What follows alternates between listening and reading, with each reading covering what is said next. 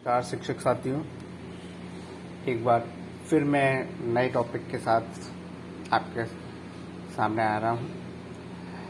ये वो टॉपिक है जो बहुत ही अत्यंत महत्वपूर्ण है। इसकी बार बार मॉनिटरिंग के लिए भी आदेश आ रहे हैं और ये प्रोग्राम है चहक कार्यक्रम के अंतर्गत स्कूल रेडीनेस का। स्कूल रेडीनेस कार्यक्रम के अंतर्गत आज हम बात करेंगे आकलन प्रपत्र की। पिछली बार हमने बात करी थी स्कूल रेडीनेस प्रोग्राम के अंतर्गत का रजिस्टर कैसे बनाया जाए, क्या क्या करा जाए। आकलन प्रपत्र भरने से पहले फिर एक बार हम थोड़ी सी इसके बारे में जान लें, क्योंकि हर वीडियो को शुरू करने से पहले इसका इंट्रोडक्शन देना पड़ेगा कि ये क्यों किया बताया जा रहा है। जैसा कि हम जानते हैं स्कूल रेडीनेस कार्यक्रम 1 अप्रैल से लेकर 5 सितंबर तक चलना है और ये पूरा 12 सप्ताह का कार्यक्रम है।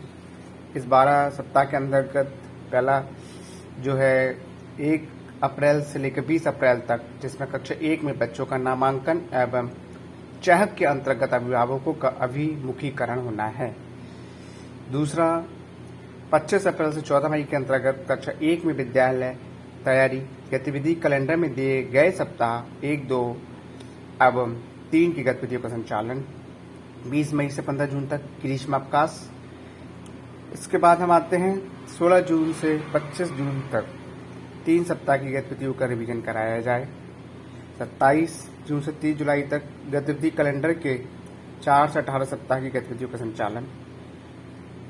1 अगस्त से 27 अगस्त तक गतिविधि कैलेंडर के 9 से 12 सप्ताह की गतिविधियों का संचालन।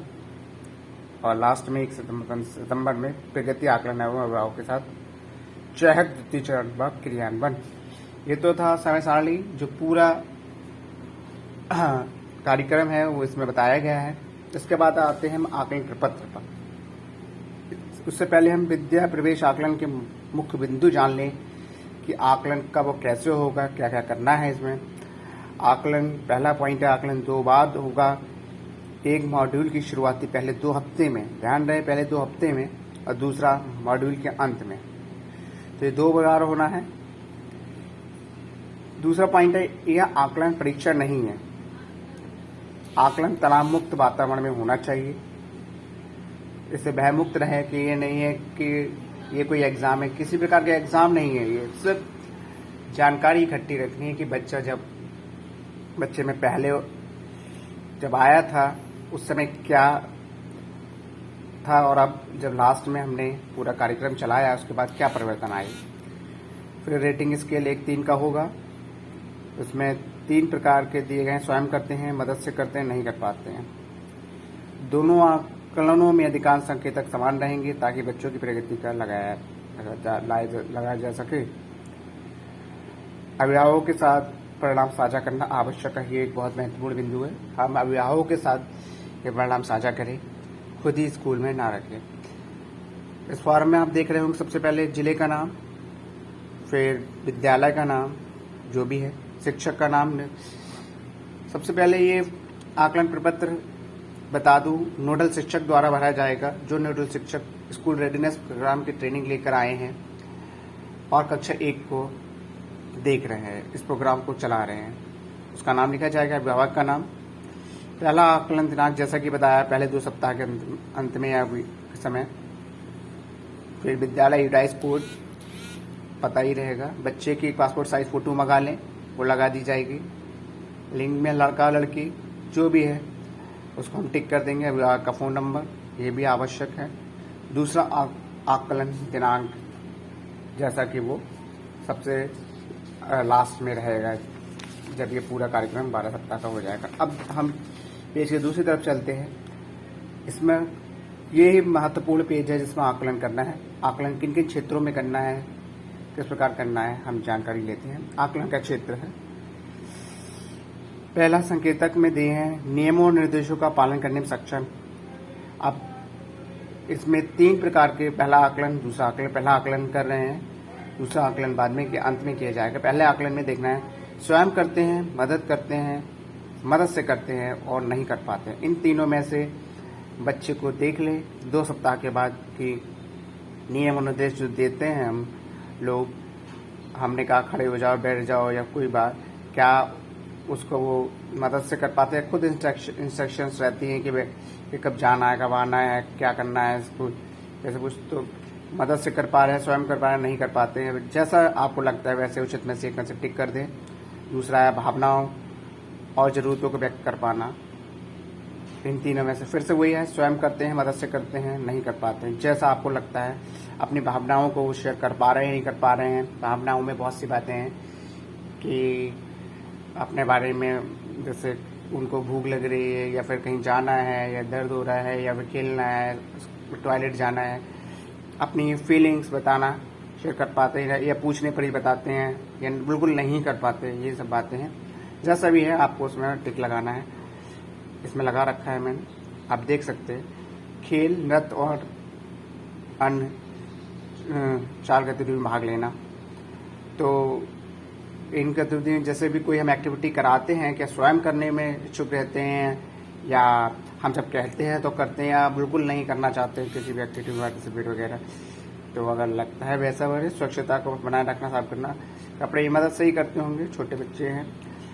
व्यक्तिगत स्वच्छता बनाए रखना में है साफ नाखून, ये भी मदद से ही माँ बाप वगैरह पेरेंट्स या जो भी कराते हो। बालों के अच्छी तरह से कंघी या तो खुद कर लेते हैं बच्चे, कुछ बच्चे करा के आते हैं बालों के अच्छी तरीके से कंघी।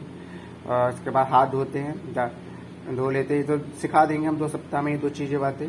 तो ज़्यादातर बच्चे हाथ धो ही लेते, खुद ही धो लेते हैं, तो स्वयं कर लेते हैं। लिख देंगे कार्ड में लिखी गई संख्याओं का वस्तुओं का मिलान कर पाना। अगर बच्चा है, कार्ड में लिखी गई संख्याएं हैं और वस्तुओं का मिलान कर पाना कि 3 संख्या लिखी हो, 3 वस्तुएं, क्या वो आपस में मिलान कर पा रहा है कि 3 वस्तुओं जिनका ये 3 होती हैं, ये 4 कर पा रहा है या नहीं कर पा रहा है। कर पा रहा है तो ठीक है, आप टिक लगा देंगे। स्वयं कर लेता है या फिर मदद से कि 3 लिखा है, हमने कहा इसमें 3 लिखा, बेटा 3 गिन के दिखा दो। तो अगर वो 3 कर पा रहा है तो उसका मतलब वो कर पा रहा है, तो मदद से कर पा रहा है। नहीं कर पाता, उसके बाद भी नहीं कर पाता, तो आप नहीं में चले जाएंगे। इसके बाद आता है कि छोटे बड़े पतले रहता तो व्यवस्थित कर पाना। बताना है कि बच्चों छोटी और बड़ी से पतले तक व्यवस्थित करो, चीज़ों को क्रम में लगाओ, व्यवस्थित करो। छोटी चीज़ों का एक तरफ लगाओ, चौड़ी चीज़ों से एक तरफ लगाओ, पतली चीज़ों को। अगर वो समझ पा रहा है या मदद करते हैं, बताते हैं कि ऐसे ऐसे करो, कर पाता है, इस प्रकार से कर लेता है तो मदद से कर पाता है। नहीं कर पाता है, बिल्कुल नहीं कर पाता, नहीं समझ पा रहा तो आप नहीं कर पाते हैं, क्योंकि पहला आकलन है, उसे और मदद की जरूरत है और हम उसको समझाएंगे और बात उसको अभी जो प्रोग्राम चलेगा उसके बाद हो सकता है सुधार हो जाए, स्वयं करने लगेगा। क्रम को पूरा कर पाना, क्रम लगा पाना, कोई भी किसी भी चीज़ का क्रम अगर हम वो कर पा रहा है, स्वयं कर लेता है, क्रम से लगा लेता है चीज़ों को। इसके बाद ये आएगा तो उसको आप जैसा लिख देंगे कि अपने नाम के पहला अक्षर लिख पाता है कि नहीं लिख पाता है। 8वें पॉइंट में मदद से अगर हमने कहा आ लिखो, उसको कुछ ज्ञान रहेगा कि ए लिखो।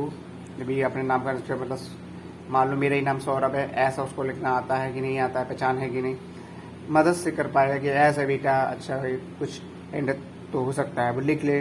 कई बार नहीं, अभी तो बच्चा जो आता है तो ज़्यादा ज्ञान नहीं रहता, फिर भी कुछ बच्चों को 2 हफ्तों में ही काफ़ी सुधार आ जाता है। दिए गए अक्षर से शुरू करने वाली वस्तु की पहचान।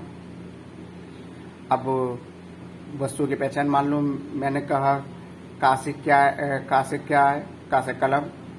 इनका कलम कौन कौन सी चीज़ें पहचान कर लेता है तो ठीक है, नहीं कर पाता है तो नहीं। कहानियों घटनाओं का सही क्रम में व्यवस्थित कर पाना। हमने कहानी बताई कि एक लाइन उधर बताई, कैसे कौवा प्यासा था, पेड़ पे था, फिर चला गया, पेड़ पे तो वो क्रम में लगा पा रहा है, नहीं लगा पा रहा है।